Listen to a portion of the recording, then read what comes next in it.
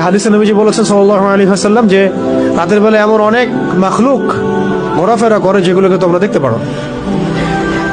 একটা হাদিসে আসছে তোমরা সন্তানদেরকে সন্ধ্যাবেলা ছেড়ে দিও না, যখন যদি ছাড়তেই হয় তাহলে সন্ধ্যা যখন হয়ে যাবে একবারে পরিপূর্ণরূপে তারপরে ছেড়ো। কেন বলা হচ্ছে এগুলো? আবার বলা হচ্ছে গভীর রাতে তোমরা এই একাকী এদিক ওদিকে যে আমরা যে ভবঘুরে হয়ে ঘোরাফেরা করি এগুলো করতে নিষেধ করা হচ্ছে হাদিসে। কারণ কি? কারণ রাতের বেলা এমন অনেক মাখলুক ঘোরাফেরা করে যেগুলোকে আমরা দেখতে পারি না। আমাদের দৃষ্টির সীমা তো খুব ছোট। সকালবেলা মোরগ ডাকে, খেয়াল করেছেন? কেন ডাকে জানেন? সে ফেরেশতা দেখতে পারে।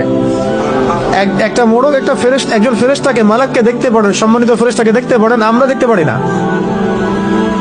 ওই জন্য তখন পড়তে হয় আল্লাহুম্মা ইন্নী আসআলুকা মিন ফাদলিকা, আল্লাহুম্মা ইন্নী আসআলুকা মিন ফাদলিকা। আবার দেখো রাতের বেলা কুকুর চিল্লাচিল্লি করে বেশি। রাতের বেলা কি করে?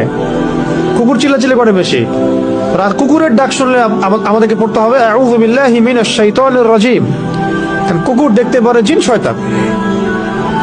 কুকুরের দৃষ্টি আমাদের দৃষ্টির চেয়ে এখানে প্রখর, সে দেখতে পারে জিন শয়তান, আমরা দেখতে পারি না। একটা মোরগ দেখতে পারে ফেরেশতাকে, আমরা দেখতে পারি না। তা আমাদের দৃষ্টি খুবই দুর্বল। আমরা আবার এই দৃষ্টি নিয়ে ফেরাউন বলেছিল যে আল্লাহকে দেখতে